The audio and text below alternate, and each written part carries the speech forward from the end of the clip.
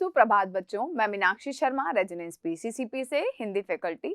आज हम लोग कक्षा 10 का जो हमारी पाठ्य पुस्तक है स्पर्श, उसका जो चैप्टर है कारतूस, उसका अध्ययन करेंगे। तो कारतूस का अध्ययन करने से पहले हम लोग जो इसके लेखक हैं हबीब तनवीर, उनके बारे में जान लेते हैं और फिर जो है हम इस चैप्टर का अध्ययन शुरू करेंगे।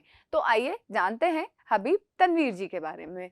ठीक है, तो जैसा कि यहाँ पर आप लोगों को जो पृष्ठ है इसमें दिखाई दे रहा होगा कि एक तो पहले इनकी पिक्चर दी हुई है, उसके बाद इनका नाम और नाम के बाद जो है इनका जन्म इनका दिया है 1923 में और इनका जन्म जो है छत्तीसगढ़ के रायपुर में हुआ था।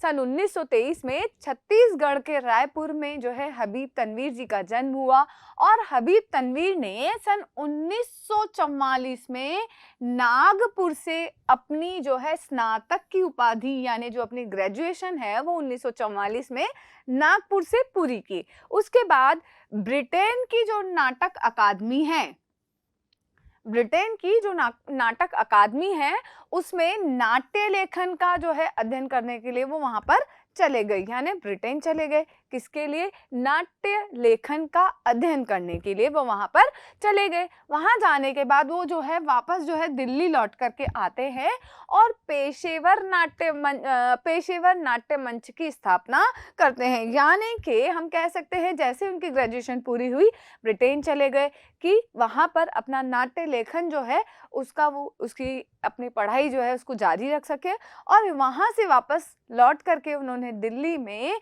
जो है पेशेवर नाट्य मंच की स्थापना भी उन्होंने की है। फिर आगे देखते हैं, नाटककार, कवि, पत्रकार, नाट्य निर्देशक, अभिनेता जैसे कई रूपों में ख्याति का मतलब होता है प्रसिद्धि प्राप्त हबीब तनवीर ने लोक नाट्य के क्षेत्र में भी महत्वपूर्ण कार्य किया है।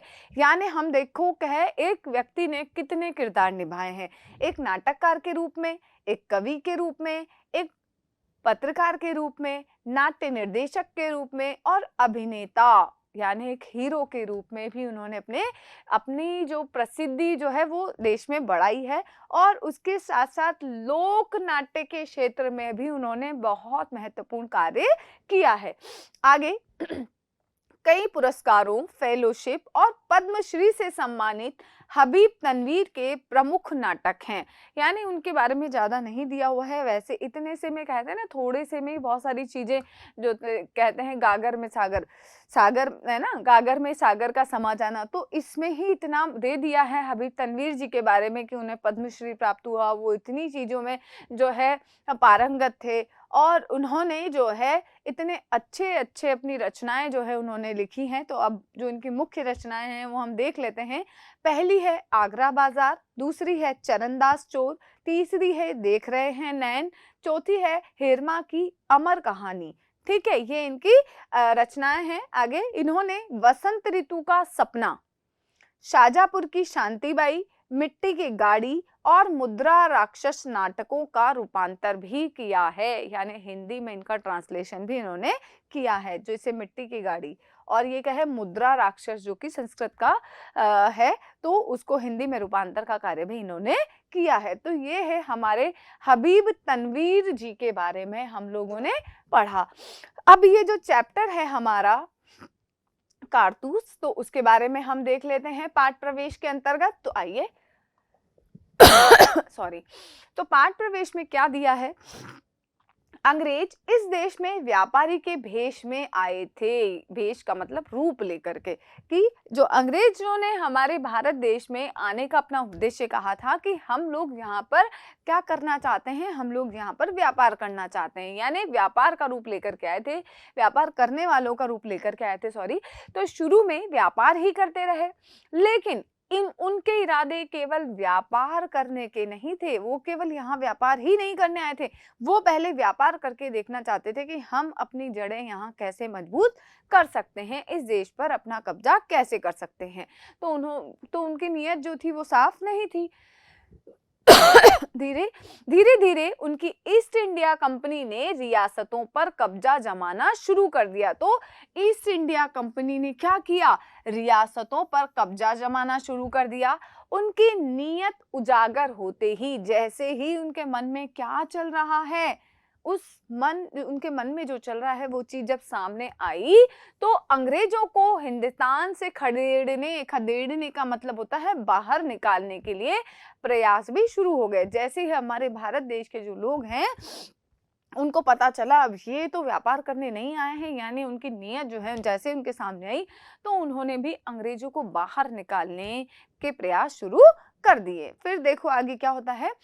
प्रस्तुत पाठ में एक ऐसे ही जाबाज यानी जो जान की बाजी भी खेल जाए, ठीक है, ऐसे जाबाज के कारनामों यानी उसके द्वारा किए गए कार्यों का वर्णन है, जिसका एकमात्र लक्ष्य था अंग्रेजों को इस देश से बाहर करना।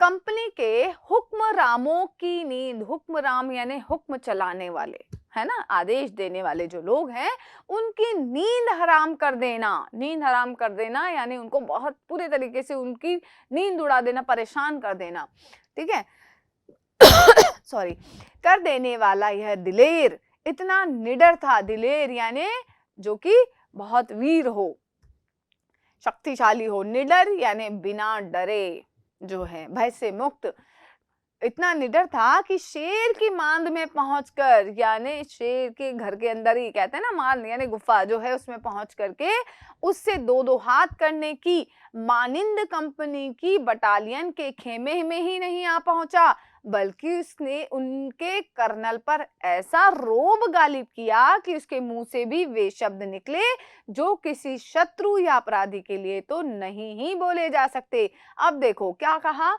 वो पहले तो उसके घर के अंदर घुसा, यानी जहां पर भी वो रह रहे थे वहां घुसा, और मानिंद कंपनी की बटालियन के खेमे में ही नहीं, मानिंद कंपनी यानी जिस कंपनी मानिंद कंपनी यानी जो यहाँ पर जो इस चैप्टर में जो लोग आए हैं उनकी जो तंबू था उसके अंदर के लिए मैं नहीं पहुंचा, बल्कि उनके कर्नल पर ऐसा रोब गालिब किया, रोब गालिब यानी अपना ऐसा रोब दिखाया कि उस लेफ्टिनेंट यानी जो इसमें अंग्रेज जो बताए गए हैं उनके मुंह से ही निकल गया, जो कि वो अपने शत्रु के लिए ऐसे शब्द भी बोलना उचित नहीं समझा जा सकता, ऐसे शब्द वो उनके लिए बोलते हैं खुद, यानी दुश्मन की तारीफ करना जो कि कभी व्यक्ति नहीं करता है, और उसके मुंह से ऐसे शब्द जो है यहाँ पर उन्होंने निकलवा दिए हैं। अब देखो ये तो थोड़ा सा पाठ प्रवेश के क्या क्या चीजें यहाँ पर है, अब चैप्टर पढ़ने से हमें ये सारी चीजें क्लियर हो जाएंगी कि किसके लिए बात की जा रही है, ठीक है।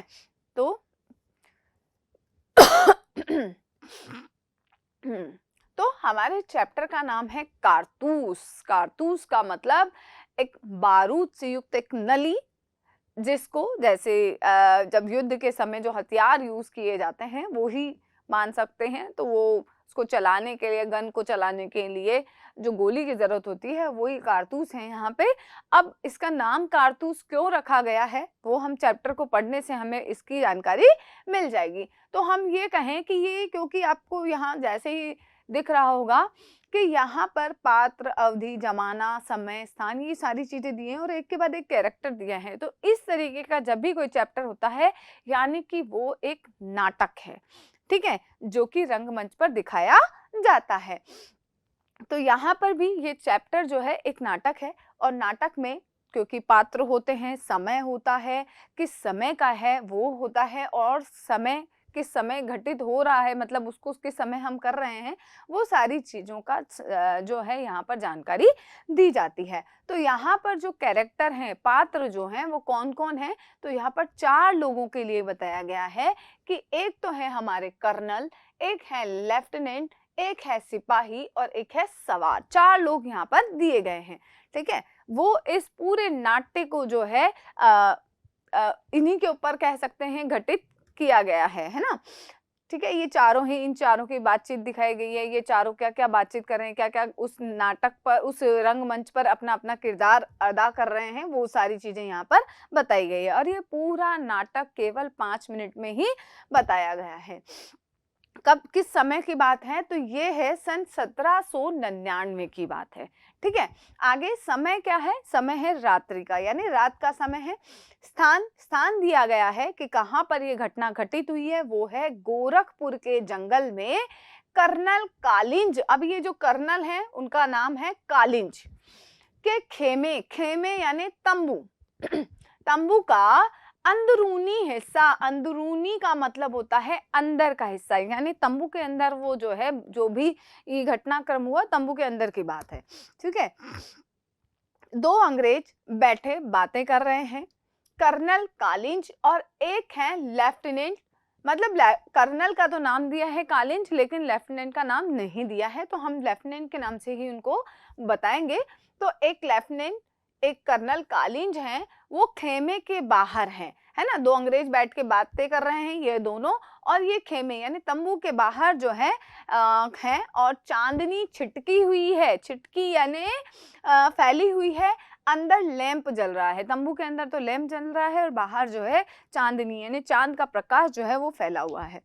तो कर्नल कहता है जंगल की जिंदगी बड़ी खतरनाक होती है। अब कर्नल कह रहा है कि भाई जंगल में रहना बहुत खतरनाक होता है, तो लेफ्टिनेंट कहता है हफ्तों हो गए यहाँ खेमा डाले हुए, कि यहाँ पर डेरा डाले हुए हमें कई हफ्ते गुजर चुके हैं, सिपाही भी तंग आ गए हैं, ये वजीर अली आदमी है या भूत, हाथ ही नहीं लगता। भाई दोनों कर्नल और लेफ्टिनेंट बातचीत कर रहे हैं और बातचीत करते करते क्या कह रहे हैं कि ये वजीर, कि यहाँ इस जंगल में रहते हुए हमें पूरे कई, मतलब कह सकते हैं कई हफ्तों बीत चुके हैं, लेकिन ये जो वजीर अली है ये आदमी है या भूत, जैसे भूत नजर नहीं आते हैं, पकड़ में नहीं आते हैं, वैसे ये भी पकड़ में नहीं आ रहा है। अब तो ये यहाँ रहते रहते जो हमारे सिपाही हैं वो भी बहुत परेशान हो चुके हैं। उन दोनों की बातचीत यहाँ पर इस तरीके से चली रही थी, तो कर्नल कहता है कि उसके अफसाने यानी उसकी कहानियां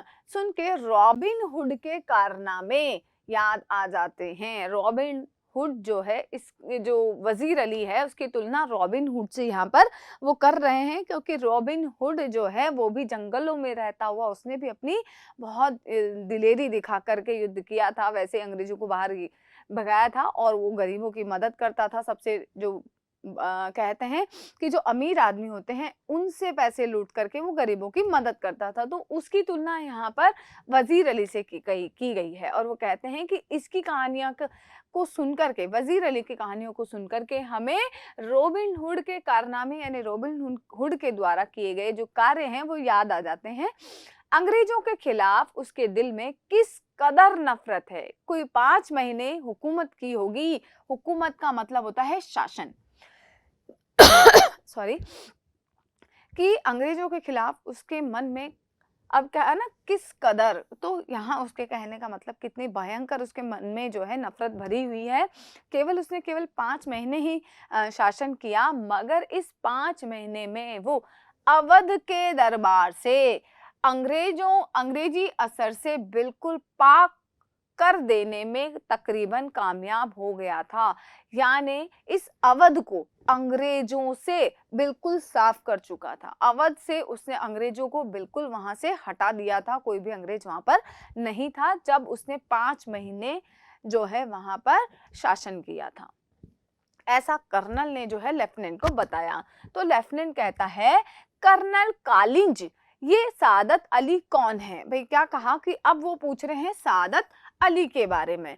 ठीक है, तो अब देखो कर्नल बताता है कि सादत अली जो है हासिफ उद्दौला का भाई है, यानी हम ये कहें ये दोनों आपस में क्या हैं, ये दोनों आपस में भाई हैं। कौन कौन, एक तो सादत अली और आसिफ उद्दौला सॉरी, वजीर अली का और उसका दुश्मन, किसका, वजीर अली का और उसका दुश्मन, यानी वजीर अली का दुश्मन, वजीर अली का अब सादत अली वजीर अली का और आसिफ उद्दौला का दुश्मन हो गया।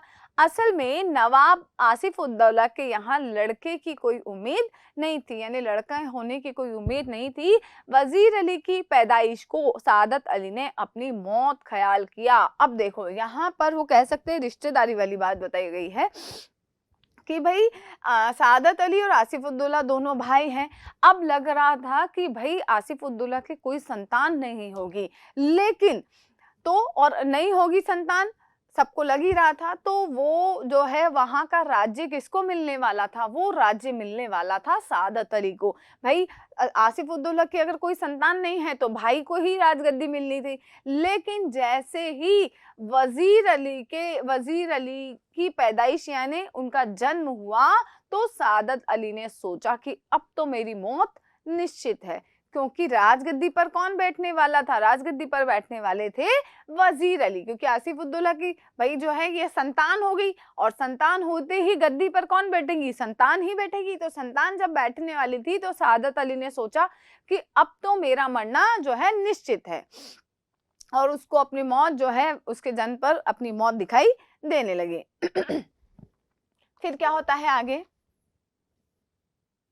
तो लेफ्टिनेंट ने कहा, मगर सादत अली को अवध के तख्त पर बिठाने में क्या मसलेहत थी? मसलेहत का मतलब होता है रहस्य, ठीक है। मसलेहत का मतलब रहस्य, कि सादत अली को अवध के तख्त यानी राजगद्दी पर बिठाने में क्या रहस्य था? तो कर्नल ने कहा, सादत अली भाई हमने क्यों बिठाया? वो कह रहे हैं कि भाई हमने उसको क्यों, सादत अली को क्यों बिठाया वहां पर राजगद्दी पर? तो कर्नल ने कहा, सादत अली हमारा दोस्त है और बहुत ऐश पसंद आदमी है, उसको ऐशो आराम की जिंदगी जो है बहुत पसंद है। भाई हमने वजीर वहां यहाँ पर लेफ्टिनेंट ने कहा कि भाई हमने जो वजीर अली को ना बिठा करके राजगद्दी पर सादत अली को क्यों बिठाया? तो वो जवाब देते हैं कि भाई एक तो वो हमारा मित्र है, और मित्र क्यों बना? तो उसका भी एक कारण है कि वो बहुत ऐशो आराम की जिंदगी पसंद करने वाला आदमी है, और इसीलिए हमें अपनी आधी मुमलिकत, मुमलिकत का मतलब होता है उसने अपनी आधी जायदाद यानी आधी दौलत जो है दे दी हमें, और 10 लाख रुपए नकद भी दिए। अब वो भी मजे करता है और हम भी मजे करते हैं। भाई दोस्त, हमने उसको क्यों बनाया? हमने उसको इसलिए बनाया क्योंकि उसको कोई मतलब नहीं है कि भाई हिंदुस्तान पर अंग्रेजों का राज हो ना हो, उनको कोई मतलब, उसको कोई मतलब नहीं है।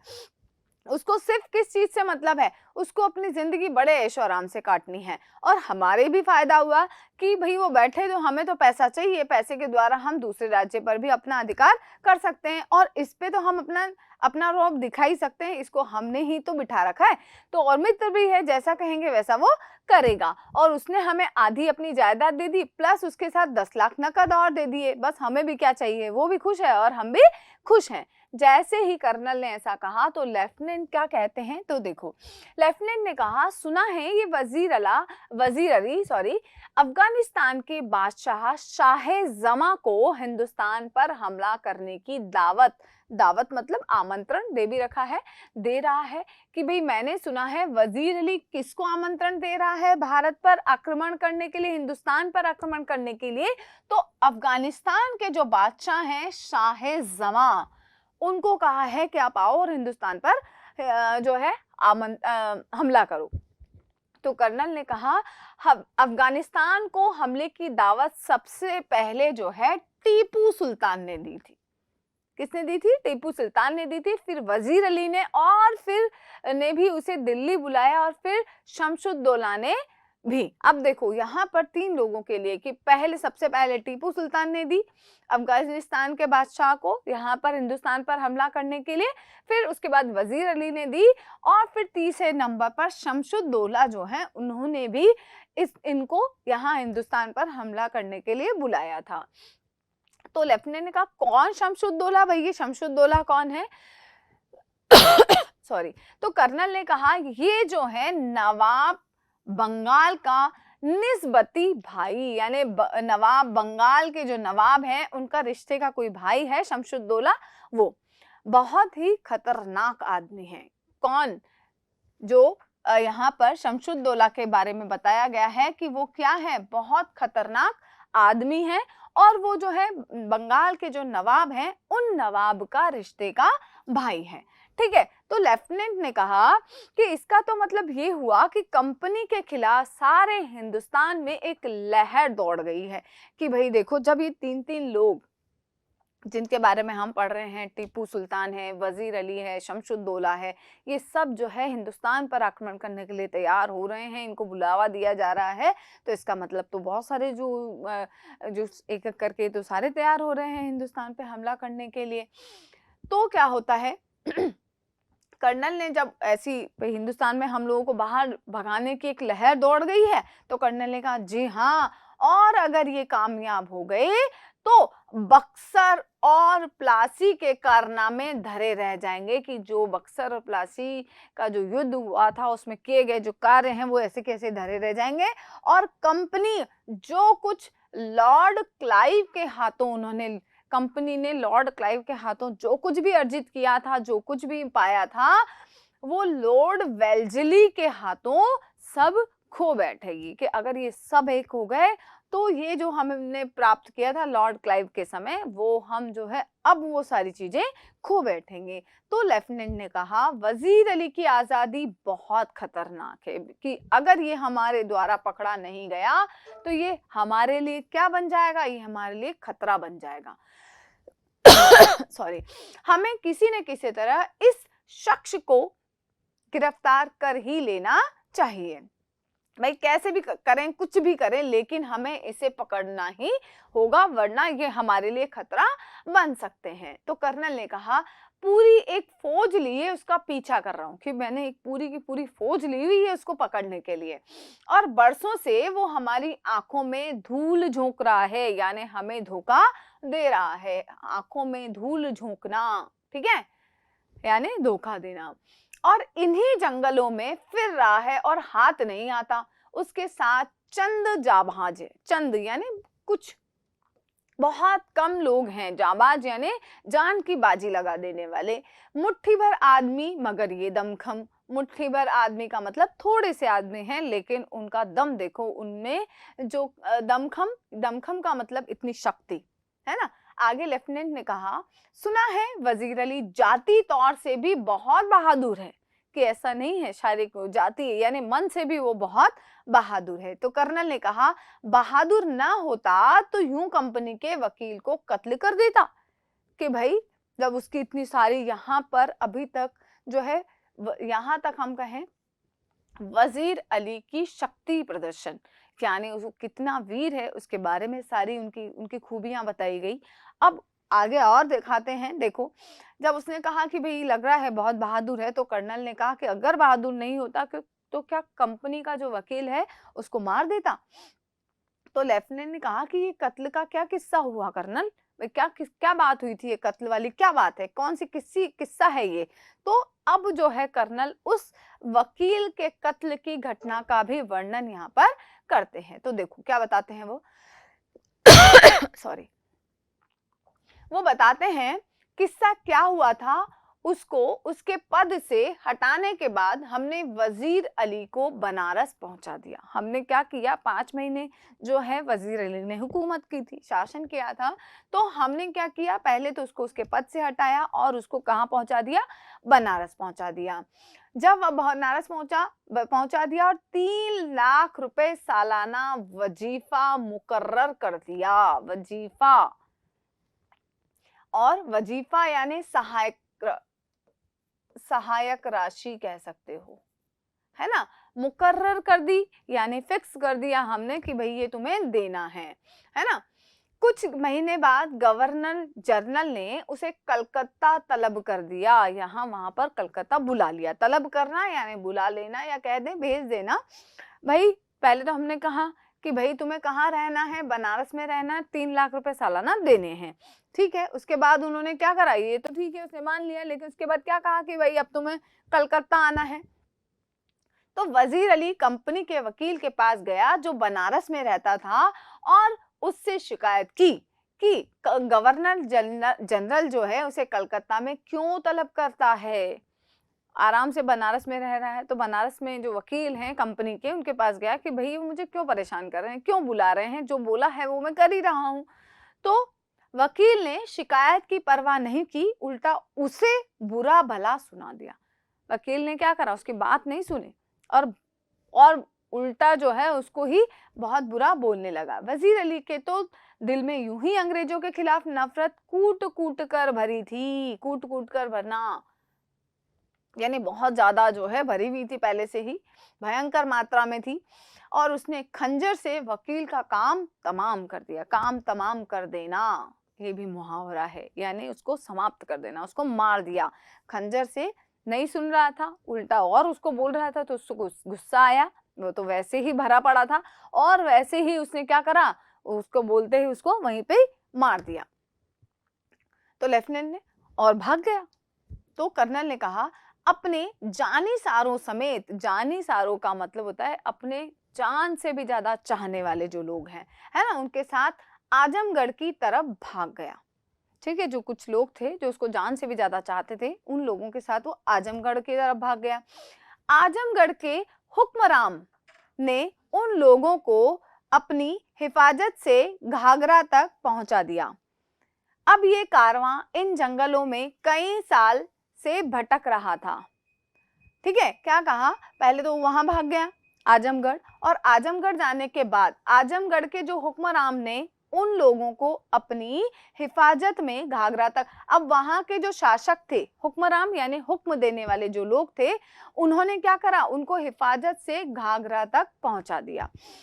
अब ये कारवां इन जंगलों में कई साल से भटक रहा है। अब ये आगे जाने के लिए कहां भटक रहा है और आगे घूम रहा है।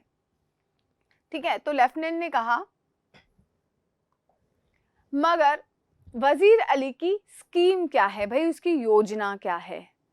तो कर्नल ने कहा स्कीम ये है कि किसी तरह नेपाल पहुंच जाए। भाई इसकी योजना क्या है, नेपाल पहुंचने की योजना है। तो अफगानी हमले का इंतजार करे, अपनी ताकत बढ़ाए, सादत अली को उसके पद से हटाकर खुद अवध पर कब्जा करे और अंग्रेजों को हिंदुस्तान से निकाल दे। भाई योजना में क्या योजना बताई, सबसे पहले तो नेपाल पहुंचना और नेपाल जाकर के अफगानी जो शासक है उनका हिंदुस्तान पर जो पहले आ चुका था कि हिंदुस्तान पर उनको हमले करने के लिए आमंत्रण दिया गया है, तो उस हमले का वो इंतजार करे और अपनी ताकत को बढ़ा ले जब तक, और सादत अली को उसके पद से हटा करके खुद जो है अवध के सिंहासन पर बैठ जाए और अंग्रेजों को हिंदुस्तान से निकाल दे। ये पूरी योजना जो है वजीर अली की है। तो लेफ्टिनेंट ने कहा नेपाल पहुंचना तो कोई ऐसा मुश्किल नहीं है, मुमकिन है कि पहुंच गया हो। भाई हो सकता है वहां पहुंचना इतना कोई कठिन नहीं है, हो सकता है अभी तक पहुंच गया हो। तो कर्नल ने कहा हमारी फौजें और नवाब सादत अली खां के सिपाही बड़ी सख्ती से उसका पीछा कर रहे हैं, क्योंकि सादत अली को भी डर है कि अब तो मेरी मृत्यु निश्चित है। इसीलिए वो क्या करते हैं, एक तो अंग्रेज की जो फौज है और सादत अली के सिपाही जो सब मिलकर के उसको पकड़ने की कोशिश कर रहे हैं। हमें अच्छी तरह मालूम है कि वो इन्हीं जंगलों में है। एक सिपाही, जैसे ही वो बातचीत करते रहते हैं उसी समय क्या होता है, एक सिपाही तेजी से दाखिल होता है और दाखिल होकर के कर्नल उठ करके क्या बात है, तो गोरा यानी जो सिपाही है वो कहता है दूर से गर्द उठती दिखाई दे रही है। गर्द का मतलब होता है धूल, कि धूल उठती दिखाई दे रही है। तो कर्नल ने कहा सिपाहियों से कह दो कि तैयार रहे। सिपाही सलाम करके वहां से चला जाता है। सिपाही जो है वहां से चला गया। तो लेफ्टिनेंट ने कहा जो खिड़की से बाहर देखने में मसरूफ था, मसरूफ का मतलब होता है बिजी था, है ना, उसमें लगा हुआ था, देखने में व्यस्त था कहें तो। गर्द तो ऐसी उड़ रही है, गर्द वो कहता है कि धूल तो ऐसी उड़ रही है जैसे कि पूरा एक काफिला चला आ रहा हो। काफिला यानी एक ग्रुप, एक दल जो है चला आ रहा हो, मगर मुझे तो एक ही सवार नजर आता है। तो कर्नल ने कहा खिड़की के पास जाकर के, हाँ एक ही सवार है, सरपट घोड़ा दौड़ाए चला आ रहा है। तो सवार ने भी, कर्नल ने क्या कहा कि हाँ एक ही है जो बहुत तेज गति से, सरपट का मतलब है तेज गति से घोड़े को दौड़ाते हुए आ रहा है। तो लेफ्टिनेंट ने कहा और सीधा हमारी तरफ आता मालूम होता है। तो कर्नल ताली बजाकर सिपाही को बुलाता है। तो कर्नल ने सिपाही से कहता है सिपाहियों से कहो इस सवार पर नजर रखे कि ये किस तरफ जा रहा है। तो सिपाही सलाम करके वहां से चला जाता है क्योंकि वो उसको नजर रखनी है। तो लेफ्टिनेंट सुबह की तो कोई गुंजाइश ही नहीं, शुभे यानी शक की, संदेह की, ठीक है, कोई गुंजाइश ही नहीं, तेजी से इसी तरफ आ रहा है। टापों की आवाज बहुत करीब आकर रुक जाती है। टाप कहा गया है घोड़े के पैरों की जो आवाज है उसको कहते हैं टाप, ठीक है। तो घोड़े के पैरों की जो आवाज आ रही थी वो वहीं पास में आकर के रुक जाती है। तो सवार बाहर से, मुझे कर्नल से मिलना है।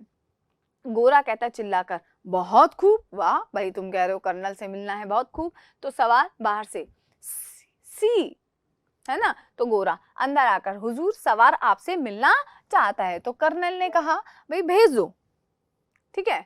तो लेफ्टिनेंट ने कहा वजीर अली का कोई आदमी होगा, है ना। लेफ्टिनेंट ने क्या कहा, भाई वजीर अली का कोई एक मन में सोचते हैं वो कि कोई आदमी होगा और हमसे मिलकर उसको गिरफ्तार करवाना चाहता होगा। तो कर्नल ने कहा खामोश रहो, यानी चुप रहो।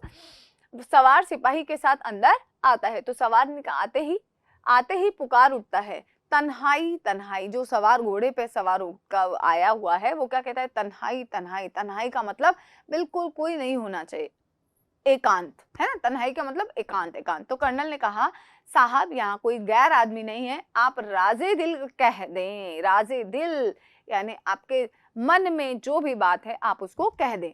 तो सवार ने कहा दीवार हरगोश दारद। दीवार हरगोश दारद का मतलब होता है दीवारों के भी कान होते हैं। तन्हाई यानी एकांत। तो कर्नल लेफ्टिनेंट और सिपाही को इशारा करता है। कर्नल किसको इशारा करता है, लेफ्टिनेंट को और सिपाही को, दोनों को इशारा करता है बाहर निकलने के लिए। दोनों बाहर चले जाते हैं। जब कर्नल और सवार खेमे में यानी उस तंबू में अकेले, तन्हा यानी अकेले रह जाते हैं, तो जरा वक्फे के बाद यानी कुछ समय के बाद चारों तरफ देख करके, कुछ समय के बाद चारों तरफ देख करके सवार कहता है, क्या कहता है देखो। सवार ने कहा आपने इस मुकाम पर क्यों खेमा डाला है, यानी इस स्थान पर आपने क्यों ये तंबू लगा रखा है। तो कर्नल ने कहा कंपनी का हुक्म है कि वजीर अली को गिरफ्तार किया जाए, कि हमारी जो ईस्ट इंडिया कंपनी है उसने हमें आदेश दिया है कि हमें वजीर अली को पकड़ना है। तो सवार ने कहा लेकिन इतना लाव लश्कर क्या मायने भाई, आपने इतना सारी सेना जो है, इतना सारा जो लोग हैं, इतने सारे की क्या जरूरत है भाई उसको पकड़ने के लिए। तो कर्नल ने कहा गिरफ्तारी में मदद देने के लिए, भी इतने लोगों की मदद किस लिए चाहिए, गिरफ्तारी यानी उसको पकड़ने के लिए। तो सवार ने कहा वजीर अली की गिरफ्तारी बहुत मुश्किल है साहब, कि इसको पकड़ना बहुत मुश्किल काम है, बहुत कठिन काम है। तो कर्नल ने कहा क्यों। सवार ने कहा वो एक जाबाज सिपाही है। तो कर्नल ने कहा मैंने भी यह सुन रखा है, आप क्या चाहते हैं भाई, ये बात तो मैंने भी सुन रखी है, आप क्या चाहते हैं, किस लिए आए हैं। तो सवार ने कहा मुझे चंद कारतूस चाहिए। चंद का मतलब कुछ कारतूस चाहिए। तो कर्नल ने कहा भाई किस लिए चाहिए। तो सवार ने कहा वजीर अली को गिरफ्तार करने के लिए, उसको पकड़ने के लिए। तो कर्नल ने कहा ये लो 10 कारतूस, और उसने उसको 10 कारतूस दे दिए भाई उसको पकड़ने के लिए। तो उनको लगा भाई ये तो मदद करने आया है, तो ठीक है, और वो जो है उसको 10 कारतूस दे देते हैं। उतने में क्या होता है, सवार जो है मुस्कुराते हुए कहता है शुक्रिया। और कर्नल भाई आपका नाम क्या है, नाम पूछते हैं। तो सवार ने क्या कहा, सवार ने कहा वजीर अली, आपने मुझे कारतूस दिए इसलिए आपकी जान बख्शी करता हूँ। पहले तो अपना नाम बता दिया, फिर कहा आपने मुझे मेरी मदद की है इसलिए मैं आपको आपकी जान बख्श देता हूँ, छोड़ देता हूँ। ये कहकर बाहर चला जाता है। टापों का शोर सुनाई देता है। कर्नल एक सन्नाटे में है, वो तो हक्का बक्का रह गया, सोचते ही रह गया कि ये क्या हुआ, ठीक है। और वो वहां से चला जाता है। आवाज जो है, टापों की आवाज धीरे धीरे कम होती चली जाती है और वो बिल्कुल चुप होकर के खड़ा हो जाता है। तो लेफ्टिनेंट आ जाता है और कहता है कौन था। तो कर्नल दबी जबान में अपने आप से कहता है एक जाबाज सिपाही, ठीक है। तो दबी जबान में उसने क्या कहा, दबी जबान में यानी उसको सुनाई ना दे सामने वाले को, चुपचाप, कि कितना वीर सिपाही था, कि मेरे कहते हैं ना शेर की मान में ही आता है, तो शेर इनके पास ही जाकर के इनसे ही कारतूस लेकर के वो वहां से चला जाता है। और इस चीज से जो है कर्नल बिल्कुल हक्के बक्के रह जाते हैं। अब इसमें कुछ प्रश्न हैं, चैप्टर हमारा यहीं पे समाप्त होता है। कुछ प्रश्न हैं उनको भी हम लोग कर लेते हैं। पहले हम देखते हैं जो मौखिक प्रश्न है वो। तो मौखिक प्रश्न में पहला प्रश्न है कर्नल कालिंज का खेमा जंगल में क्यों लगा हुआ था? तो कर्नल कालिंज का खेमा जंगल में इसलिए लगा हुआ था कि वजीर अली को पकड़ने के लिए, ठीक है, तो क्योंकि वो पकड़ने में नहीं आ रहा था। अगला प्रश्न है, वजीर अली से सिपाही क्यों तंग आ चुके थे? तो वजीर अली से सिपाही इसलिए तंग आ चुके थे क्योंकि वजीर अली को पकड़ने के लिए वो कई हफ्तों से जंगल में डेरा डाले हुए पड़े हुए थे, लेकिन फिर भी वो पकड़ने में नहीं आ रहा था और वो परेशान हो चुके थे जंगल में रहते रहते। अगला प्रश्न है, कर्नल ने सवार पर नजर रखने के लिए क्यों कहा? तो कर्नल ने सवार पर नजर रखने के लिए इसलिए कहा क्योंकि उनको दूर से ही धूल उड़ती हुई दिखाई दे रही थी और वो ये देखना चाहते थे कि ये सवार किस तरफ जा रहा है, कहीं हमें नुकसान पहुंचाने तो ये नहीं आ रहा है, ठीक है। प्रश्न 4 जो है मौखिक में, सवार ने क्यों कहा कि वजीर अली की गिरफ्तारी बहुत मुश्किल है? तो सवार ने ऐसा इसलिए कहा कि वजीर अली की गिरफ्तारी, क्योंकि खेमे में वो खुद वजीर अली जो है वो खुद ही आया था वहां पर और उसने वहां आकर के कर्नल से 10 कारतूस खुद भी ले लिए थे और वो एक जाबाज सिपाही था, इसीलिए उसने कहा कि भाई उसको पकड़ना मुश्किल है। तो ये तो हुए हमारे लिखित प्रश्न। अब जो हमारे मौखिक प्रश्न, यानी इनके उत्तर हमें 1 या 2 पंक्ति में देने थे, तो ये हुए हमारे मौखिक प्रश्न। आइए बढ़ते हैं हम लोग हमारे लिखित प्रश्नों की ओर। लिखित प्रश्न जो है उसमें पहला प्रश्न है हमारा, वजीर अली के अफसाने सुनकर कर्नल को रॉबिन हुड की याद क्यों आ जाती थी? तो देखिए, कर्नल को वजीर अली की कहानियां सुनकर रॉबिन हुड के कारनामे याद आ जाते थे, क्योंकि रॉबिन हुड की तरह ही वजीर अली के मन में भी अंग्रेजों के खिलाफ बहुत अधिक नफरत जो है वो भरी पड़ी थी। वजीर अली भी रॉबिन हुड की तरह ही बहादुर था और अंग्रेजों को अपने देश से निकालना चाहता था और इसीलिए जो है उसको यहाँ पर रॉबिन हुड की याद आ जाती है। अगला प्रश्न है, सादत अली कौन था? उसने वजीर अली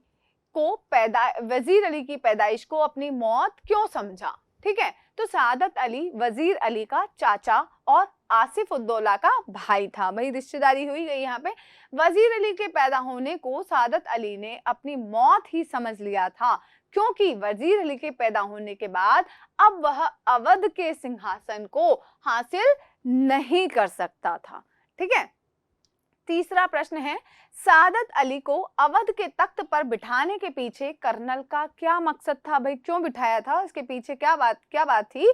तो सादत अली अंग्रेजों का दोस्त था और ऐश और आराम में रहना पसंद करता था। वही भोग विलास, ऐश आराम से रहना पसंद करता था और इसी कारण उसने अपनी आधी जायदाद और दौलत अंग्रेजों को दे दी थी। आधी जायदाद और कहा था ना 10 लाख रुपए नकद भी अंग्रेजों को दे दी और साथ में 10 लाख रुपए नकद भी दिए ताकि अंग्रेज उसको सिंहासन पर बना रहने दे।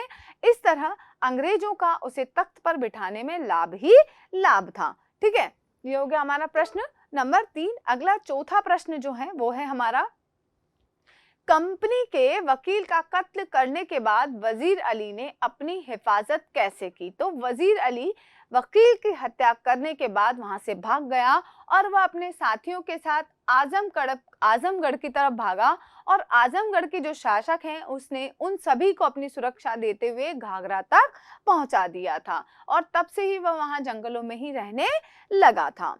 ठीक है, अगला प्रश्न है प्रश्न नंबर 5, सवार के जाने के बाद कर्नल क्यों हक्का बक्का रह गया? तो देखो, वजीर अली बहुत ही चतुराई और बहादुरी से कर्नल के तंबू में सवार बनकर गया था और कर्नल को बेवकूफ बना करके उसने 10 कारतूस भी ले लिए थे।